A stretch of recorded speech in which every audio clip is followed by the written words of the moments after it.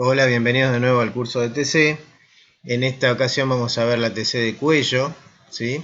Esta área es bastante solicitada, tiene mucha anatomía, ¿sí? Vamos a ver las indicaciones del estudio. En primera medida vamos a ver estas indicaciones y posicionamiento. En las indicaciones generalmente el estudio de cuello se pide por neoplasias en esa área. O metástasis también, ¿sí? Y a veces se combina estudios de cuello con el tórax y el abdomen también, ¿sí? También por adenomegalias, puede ser algunos ganglios que estén inflamados, por alguna infección, ¿sí? Eh, Generalmente se pide por eso, ¿sí? Neoplasias, adenomegalias e infecciones.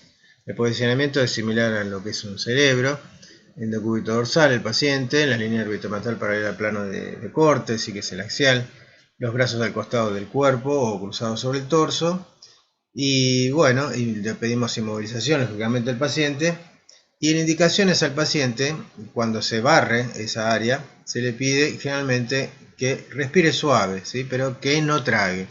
¿Por qué se pide que no trague? Es simplemente para evitar una borrosidad cinética, o sea, de tipo cinético. Al tragar el paciente hay un ascenso laríngeo, ¿sí? Y ese movimiento, digamos, nos va a imposibilitar, digamos, ver algunas estructuras, así que es muy importante eso, instruirlo de no tragar. La preparación del paciente es similar a las demás, como en el cráneo, ¿sí?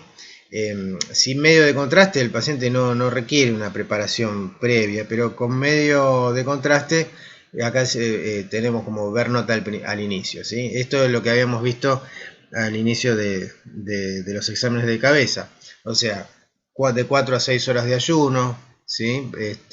Y lo que es el consentimiento informado, para ver si él ha tenido, el paciente si ha tenido algún antecedente de alergia, alimentos, algún fármaco, si ya ha tenido alguna reacción, si se hizo un estudio con contraste endovenoso, si ha tenido alguna reacción de tipo, digamos, leve o severa. Acuérdense que está contraindicado inyectar contraste en pacientes que ya han tenido alguna antecedente de reacción, más que nada está contraindicado en aquellos que han tenido edema de glotis, ¿sí?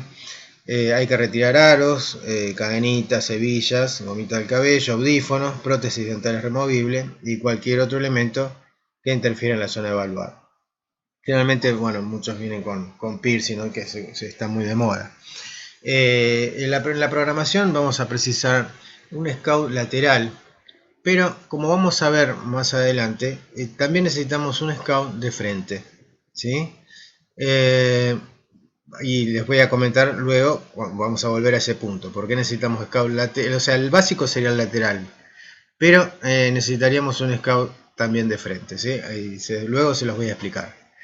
La referencia puede ser la línea orbitomatal o el mentón, ¿sí? También como guía, o la horquilla external también, ¿sí? O sea, esos tres puntos, digamos, anatómicos serían nuestra referencia anatómica, y bueno, de allí tenemos para sacar la radiografía digital que nos va a servir para diagramar los cortes.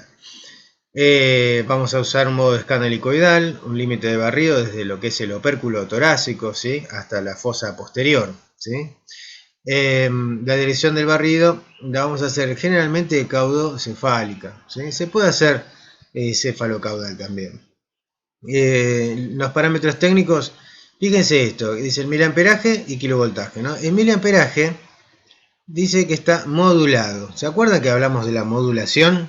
¿Sí? La modulación era, digamos, modular la intensidad de la radiación y se va a dosificar la radiación en los lugares con diferentes espesores.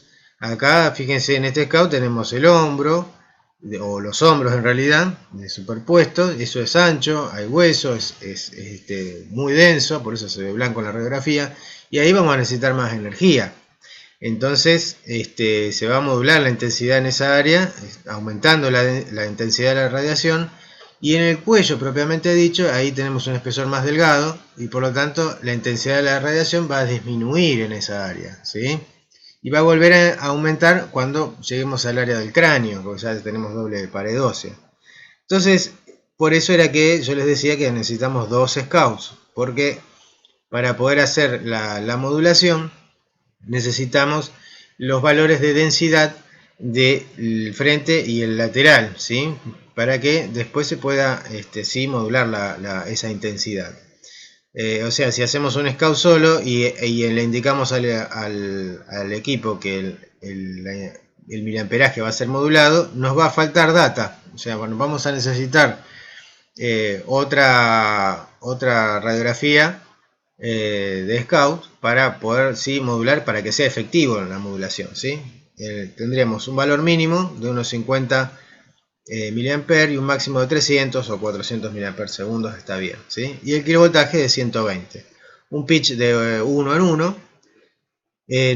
No necesitamos tanta resolución como en las áreas como en el oído o en la hipófisis, entonces el pitch puede ser más amplio. La rotación de 0,8 segundos está bien, y los parámetros de imagen, nuestra primera versión de imagen, ¿sí? De nuestro volumen, puede ser con grosor de corte de 5, con un espacio de 5, un filtro estándar, porque predominantemente vemos esta área digamos de partes blandas, ¿sí? Un FOB de unos 20 centímetros y una ventana de entre 350 de window y un level de 50, o sea, muy similar a lo que es un mediastino o las órbitas también, ¿sí? Como variante sistemática, siempre sumar imágenes axiales prospectiva, retrospectiva, por si está muy torcido el paciente, con filtro estándar y óseo, lo que sería al mínimo grosor de corte y espesor, para los reformateos, ¿sí? Para hacer sagitales, para hacer coronales, ¿sí? Bien, tengamos en cuenta una cosa. Lo que es cuando es cuello con contraste, esta área del cuello está muy vascularizada, ¿sí? Entonces, una vez que inyectamos, ¿en qué tiempo después vamos a repetir los cortes? O sea, si lo vamos a ver más arterial o venoso. Eso puede quedar a elección del médico, ¿no?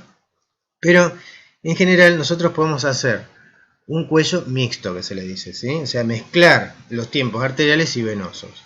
Entonces, eso es posible haciendo dos inyecciones diferidas en el tiempo, ¿sí? O sea, no es que le vamos a aumentar la cantidad de dosis de contraste, sino que por ahí una misma inyección, una dosis para un paciente, vamos a inyectar dos veces, pero lo que vamos a hacer es inyectar primero, esperar y luego hacer otra inyección y tomar el barrido. Fíjense, en la primera inyección podemos hacer esto, ¿sí? O sea, el paciente tiene una venopuntura en la región, puede ser antecubital, en la mano, donde podemos tener un acceso venoso. Con un catéter de 22 gauge o 20, o sea, una celeste o una rosada, un volumen aproximado de inyección de unos 50 mililitros, ¿sí? Vamos a suponer que el paciente pesa unos 80 kilos, ¿sí? Entonces podemos dosificar e inyectar unos 50 mililitros a un caudal de 1.8 mililitros por segundo, y la concentración del contraste, lo que tengamos, lo que nos compren, puede ser 300 miligramos, 350 miligramos por mililitro. Y si la bomba tiene doble cabezal, podemos empujar ese contraste con unos 20 mililitros de solución salina. ¿Qué demora vamos a usar? O sea, ¿cuánto vamos a esperar ahí para tomar nuestra imagen? Bueno, ahí no vamos a disparar. O sea, inyectamos al paciente una vez que lo tenemos, hacemos el barrido sin contraste y luego lo inyectamos, pero no disparamos todavía. Tampoco vamos a rastrear la inyección porque no tenemos que hacer una angio, ¿sí? Ahora, acá se hace una pausa. Se esperan de entre 90 y 120 segundos y hacemos, ¿sí?, una segunda inyección, ¿sí? Hicimos una inyección de 50 primero, esperamos entre 90 y 120 segundos y volvemos a inyectar al paciente, pero con menos volumen, ¿sí? Con unos 30 mililitros. ¿Se acuerdan? Pesaba 80 kilos el paciente. Entonces sumamos 50 más los 30, 80 mililitros en total. Un caudal de 1.3 mililitros por segundo está bien, o sea, más bajo que el anterior. El mismo contraste y también un poco de solución salina. Acá la demora la podemos hacer entre 25 y 30 segundos, ¿sí? Sin rastreo. ¿Qué quiere decir esto? Que después de la segunda inyección vamos a esperar unos 25 o 30 segundos, que es el tiempo de circulación arterial, ¿sí? Entonces, la primera inyección provoca recirculación del medio de contraste y proporciona información venosa, mientras que la segunda inyección proporciona información arterial. ¿Se entiende esto? O sea, ahí tenemos un cuello mixto, o sea, un cuello estudiado con la parte vascular, venosa y arterial. La primera inyección, lógicamente, tiene que pasar por el corazón, va por las arterias, después vuelve por las venas. Y la segunda inyección, vamos a tomar la circulación más de tipo arterial. ¿Se entiende? Ese es el cuello mixto. Ahora, si a nosotros nos piden un cuello solamente venoso, vamos a hacer una inyección sola y vamos a esperar por lo menos unos 90 a unos 120 segundos, ¿sí?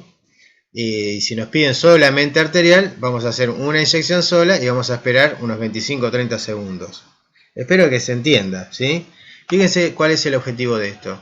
Es ver tanto arterias como venas con contraste endovenoso, ¿sí? Acá en estas imágenes observen que se encuentran rasadas con contraste las arterias, las carótidas, por ejemplo, que son las que están más hacia el centro. Acá tenemos la tráquea, ¿sí? Son más de un diámetro más pequeño, y después tenemos también las venas yugulares, que también tienen contraste, son más externas y como más oblongadas, más elípticas, ¿sí? Y más grandes que las carótidas. Acá o sea, están marcadas con las flechas, ¿sí? Lo que es 1 son las carótidas y lo que es 2 son las venas yugulares. Y por otra parte, ¿sí? Fíjense que nosotros podemos ver de dónde se inyectó el paciente, que es del lado izquierdo, porque podemos ver inclusive que está entrando contraste bastante denso y que está recirculando inclusive hacia la espalda del paciente, pero esto, digamos, tiene más densidad y todavía no llegó al corazón, ¿sí? Así que bueno, eso nos puede pasar también, que tenga algún síndrome de opérculo torácico el paciente y que el contraste recircule hacia la parte posterior hacia la espalda, ¿sí? Pero espero que se entienda el concepto de por qué es un cuello mixto, porque se ven tanto arterias como venas realzadas con contraste. Acá tenemos un ejemplo de una patología, ¿sí? Una TC multicorte de cuello y macizo facial, a veces se puede pedir así, cuello y macizo, que es un tumor en la mandíbula que invade y destruye la rama derecha de la mandíbula, ¿sí? En el corte axial, fíjense acá, en esta área, se ven en estas flechitas áreas de necrosis que son un poco más hipodensas. Hay destrucción, digamos, de lo que es la parte ósea de la mandíbula. Y bueno, y acá tenemos un MPR sagital y acá el BR a la derecha, donde se muestra esa erosión ósea, ¿sí? Acá tenemos la lengua, ¿sí? Y acá vemos que no hay continuidad en la parte ósea, ¿sí? E inclusive acá en el BR se ve muy bien, digamos, los ápices de los dientes, ¿sí? Pero esa destrucción a nivel de la mandíbula.